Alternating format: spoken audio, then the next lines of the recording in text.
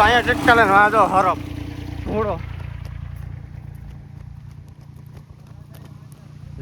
ગામડે આ ખેતરી કોણ જોવાય છે કાંઈ અમારે નુકસાન છે કે નહીં આમ પણ કઈ વાંધો નહીં ભાઈ નો સરકાર સહાય આપે એમ લોલી પોપો આપે મિત્રો ચાલુ વાવણીમાં જે ઠેલી પાથરીને પૂછો એનું કારણ તમને શું છે ખબર તમને છે ને ખ્યાલ નહીં હોય એને મગફળી નીકળતી પ્લસ આમાં છે ને પાછું અમારે હરખો હાલી ગયો અમે થાય તો ઠીક બાકી જય રામમાં પીક આમાં લક્ષ્મીમાના વાળ જો ધોરા થઈ ગયા જય દ્વારકાધીશ સ્વાગત છે તમારું અમારા એક નવા વ્લોગની અંદર ભાઈ વરસાદ હોઈ ગયો અને 5 વાગે થઈ ગયા હવે છે ને ભાઈ વાવણી કરવાની છે આપણે એક આ બીજી વાડી છે આપણે ઘરે રહીને ત્યાંથી 5-6 કિલોમીટર સેટી છે અને એક ખેતર આપણે ભાઈ પહેલાં છે ને ભાઈ પાણી પાઈને વાવ્યું હતું અને મહિના દિનની અંદરની માંડવી હતી એ ભાઈ વહી ગઈ ને અહીંયા જો આપણે બાજુમાં ભાઈનું ખેતર છે ને એની વહી ગઈ જો માંડવી છે ને અહીંથી જો આખી પાણી ભરાય અને ભાઈ વહી ગઈ અત્યારે જમા 3 ટ્રેક્ટર લઈને આવ્યા અહીંયા હમા રાખીશું બોલે આપણે વાવવાનું છે ને આમાં બધી બી ને બધી સામાન લાવવાનું હોય તેવું છે ભાઈ અત્યારે મગફળીના બી આવે ને એમાં દવા ભેરવવાની હોય કબૂતરાય ન ખાય તરકેંડી ન આવે ને એ બધી દવા હોય એમ આ બેરડમાંથી કાઢતા જાય વાતા જાય ને આ છે ભાઈ અમારા ઘરનો વાસડો છોકરો વાસડો તું છે ગોજલો વઢિયારો છે ભાઈ હાલો તો છે ને વાતું નથી કરવી હવે હવ ટ્રેક્ટર હવ નાખવાનું છે આપણે આ ભૂંડું આંકવાનું છે જોઈ રહ્યું એના ટાંગા તો જો પકતા એના ગજા કરતા તેના ટાંગા મોટા કાંઈ વાંધો ને કામ સારું આપે ફટાફટ એ બધું તૈયાર કરીને હાલવા દઈએ હાથ મિત્રો ચાલુ વાવણીમાં જે ઠેલી પાથરીને પૂછો એનું કારણ તમને શું છે ખબર તમને છે ને ખ્યાલ નહીં હોય જો આ માયા છે ને ભાઈ આ સારા ખેતરને હેઠે છે ને હુરાવી દઈ તો પછી આપણે શું વસ્તુ છે તોથી હું કે આપણે ભારી નથી લાગતું ખાલી ભાઈ ઠેલી પડી ને તે હું તો બાકી ભાઈ જેને ન આવડતું હોય જેના માટે છે ને ભાઈ નવું હોય એની તો ભાઈ હેઠે ઘાટ કરી દે કારણ કે યાર એનો લુક જ તમે જો ખાલી જો પડ્યું હોય ને તો એમ થાય કે 2-5 ની કાઢી ઉલારી નાખશે એ હિંગડાવાળું ભાઈ વાવેતરનું કામ ચાલુ છે આપણે ખારું જો મોટું બનાવી નાખ્યું તો ઘડી છે ને બીયા નાખવાનું જો અહીંયા હોતી આવા છે આ વેલ્ડિંગ આનું મારી ગયું જો વર્તાઈ જતું જો વાહ ભાઈ વાહ 4 દાંતે વાવી ભાઈ આમાં જો ડબલ ચક્કા ચડાવેલા છે એટલે ખાલું ન રહી ગઈ પેલા સિંગલ હતા પછી અમે 3-4 વખત ડબલ કરી દીધા 4x4 ટ્રેક્ટર છે VST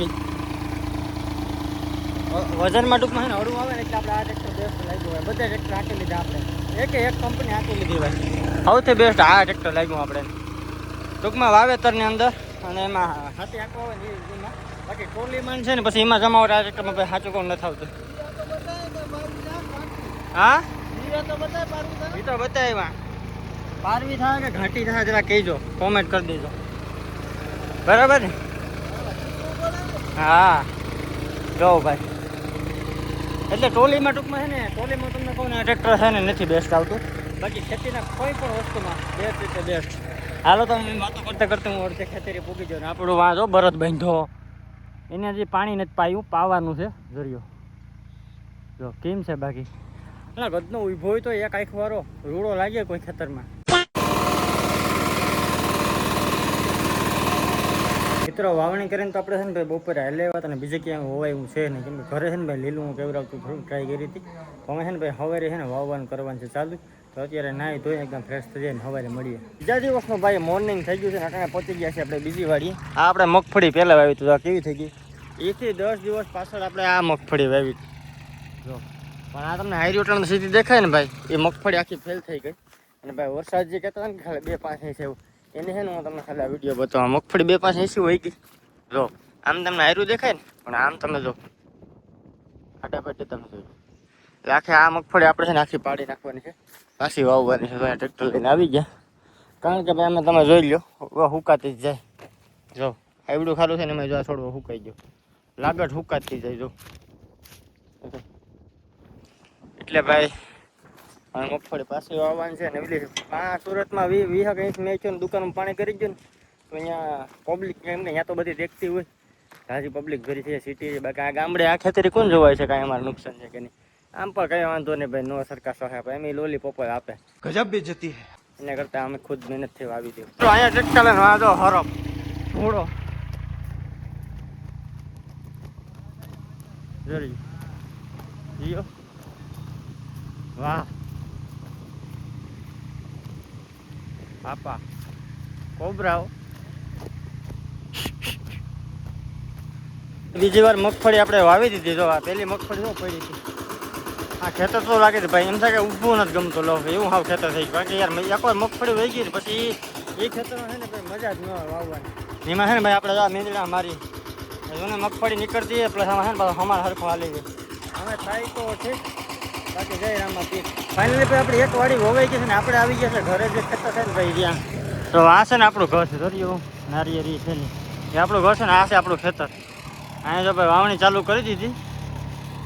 ને અહીંયા આપણે 10 વીઘા એવું છે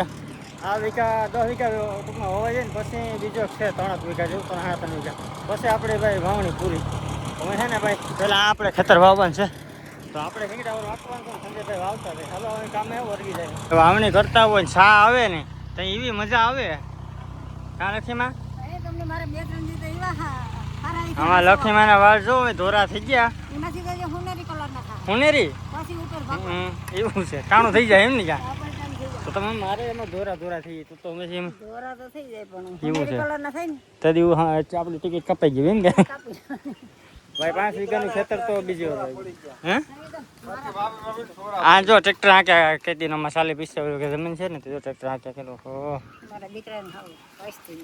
એ દીકરો છે તો હું આ બે વ્હીલ વાળું આંકું એના કરતા અઘરું છે હું તો પછી હા હવે મજા આવ્યો હાલો તો વાત કરું ચા પી લઈને પાછું ટ્રેક્ટર અમે છે ને જેટલું બાકી છે પણ આ એ હું છે ને ભાઈ સીધું વાવી ન શકું કેમ કે ભાઈ આપણે પહેલેથી હું માણસ સીધો ને મારો ભાઈ બીજા ખેતરી હાથી હાકે ને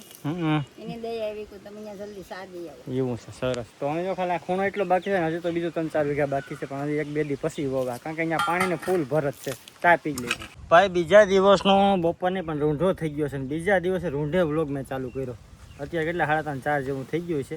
ભાઈ કારણ તો એક જ છે કે ખેતી કામમાં એટલા મૂંઝાણા કારણ કે ભાઈ એકને એક મગફળી 2 વાર વાવવી પડે ને એટલે એમાં તમારો મગજ આખો વયો છે કારણ કે ભાઈ મગફળી નથી કાઢવામાં નથી રાખવામાં 30% મગફળી તો 70% વહી ગઈ તો એમાં રહેવા દઈએ તો પણ એમાં કંઈ વસ્તુ થાય નહીં પછી મગફળી આખી કાઢીને પાછી વાવી ભાઈ ને એમાં પછી ભાઈ હમણાં નાખવાની એ બધી ખેતર આખું વિખાય જાય ભાઈ તો જે ખેડૂત હોય એને ખબર છે એકવાર વાવણી થઈ ગઈ પાછી જે ખેતરમાં વાવણી કરવાની થાય ને ભાઈ એમાં તમારું આખું માઇન્ડ જ કામ ન કરે પણ દેવા ખબર કે કહેવાય ને એ લોકો કહેવત છે ને કે એન્ડ ઇઝ બિગનિંગ અંત એ જ પ્રારંભ છે ભાઈ હારવાનું થોડુંક હોય થઈ જાય ભાઈ પાછું ધીરે ધીરે થવું હશે તો બાકી કાંઈ વાંધો નથી આપણે ભગવાનની દયા છે ને અત્યારે મસ્ત મજાના ભાઈ નારિયેળીના બગીચામાં બેઠા ને આમાં છે ને ભાઈ હાથે આગતા હતા આ ખેતરમાં સંજયભાઈ જો કે હું ફોરો ખાવા બેઠો એવું છે ભાઈ બાકી આજનો આ વિડીયો તમને કેવો લાગ્યો જરા કોમેન્ટ કરી દેજો ને નવા હોય તો સબસ્ક્રાઈબ કરી દેજો અને ઇન્સ્ટાગ્રામમાં ફોલો કરી દેજો SK ગુજરાતી બ્લોગ્સ યુટ્યુબમાં પણ SK ગુજરાતી બ્લોગ્સ છે તો like share subscribe follow bye bye